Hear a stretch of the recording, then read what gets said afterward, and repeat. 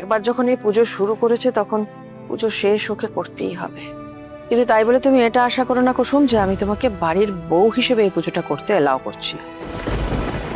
আমি খুব স্পষ্ট করে বলেছিলাম তোমায় আমাদের সঙ্গে মন্দিরে আসার এবং পুজো করার কোনো দরকার নেই। তাহলে তুমি এই পুজোটা কেন করছো?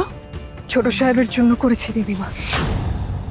আজ শ্রাবণ মাসের শেষ সোমবার, আর এই বাড়ির নিয়ম যে আজকের দিনে বাড়ির বউরা উপোস করে তাদের স্বামীর মঙ্গল কামনার জন্য শিবের মাথায় জল ঢালবে। সেই জন্যই আমি এই পুজোটা করছি দেবীমা, আমাকে তো করতেই হতো। আর একবার যদি তুমি নিজেকে এবারে বউ বলেছো না, তোমাকে আমি ঘাট ধাক্কা দিয়ে এখান থেকে বের করে দেবো কুসুম। দিদি গো, তুমি শুধু আমাকে একবার অনুমতি দাও, তারপরে দেখো আমি এই মেয়ের কি হাল করি। দেবীমা, আমি কোনো অন্যায় করিনি। আমি যা করেছি সেটা শুধু ছোট সাহেবের মঙ্গল কামনার জন্যই করেছি। দয়া করে এতে আমায় বাধা দেবেন না দেবীমা। এর আগে আপনিও তো আমাকে বলেছিলেন ছোট সাহেবের প্রাণ বাঁচাতে। আমি নিজের মতো করে চেষ্টা করে গেছি, আর আপনিও তো বলেছেন যে ঠাকুর আমার প্রার্থনা শোনেন। তুমি তো আয়ুষের জীবন ছেড়ে চিরকালের জন্য ওর কাছ থেকে দূরে চলে যাবে বলেছো। তুমি প্রতিজ্ঞা করেছো আমার সামনে।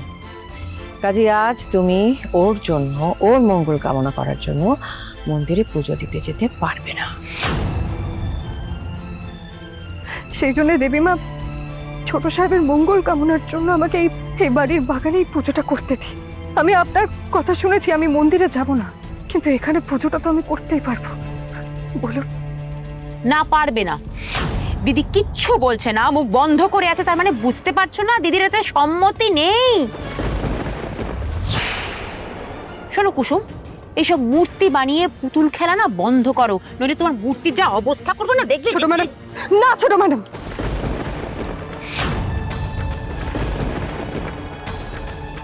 এটা করবেন না।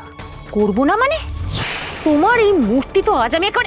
ছোট, কি করছিস তুই? মাথা খারাপ হয়ে গেল নাকি? দিদি, আমি তো ওর তৈরি মূর্তিটা জাস্ট। মূর্তি যারই বানানো হোক, সেটা ভেঙে ফেলার অধিকার তো তোর নেই। এভাবে দেবতার অসম্মান করলে পরে আমাদের পরিবারেরই অমঙ্গল হবে ছোট। তাহলে কি করব বলো? পুজোটা করতে দেবো কুসুমকে? একবার যখন এই পুজো শুরু করেছে তখন পুজো শেষ ওকে করতেই হবে। কিন্তু তাই বলে তুমি এটা আশা করো না কুসুম যে আমি তোমাকে বাড়ির বউ হিসেবে এই পুজোটা করতে এলাও করছি। আমার বাড়িতে তুমি এই ঠাকুরের মূর্তি গড়েছো, শুধুমাত্র সেই জন্য তোমাকে এলাও করছি পুজোটা করতে, এর বেশি আর কিছু না। বেশি চালু না তুমি, একেবারে কোমর বেঁধে নেমে পড়েছো। কথার মার প্যাচও খুব শিখে গেছো। তাই তো দিদি বারণ করা সত্ত্বেও নিজে হাতে শিবলিঙ্গ গড়ে বাড়ির ভেতরেই পুজো করতে শুরু করেছো। তুমি কি ভেবেছো এসব দেখে দিদি গলে যাবে? হ্যাঁ, আয়ুষের জন্য তুমি যাই করে নাও না কেন, দিদি তোমাকে এই বাড়ির বউ হিসেবে কোনোদিনও মেনে নেবে না। চাইলে না স্ট্যাম্প পেপারে লিখে নাও।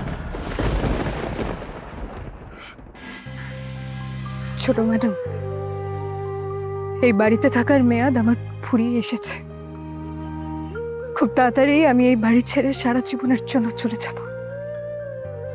কিন্তু তাতে আমার পরিচয়টা বদলাবে না। আমার পরিচয় সারা জীবন আয়ুষ্মান গাঙ্গুলি স্ত্রী হয়ে থাকবে, আর নিজের শেষ নিঃশ্বাস পর্যন্ত আমি এই একতরফা সম্পর্ক পালন করে যাব।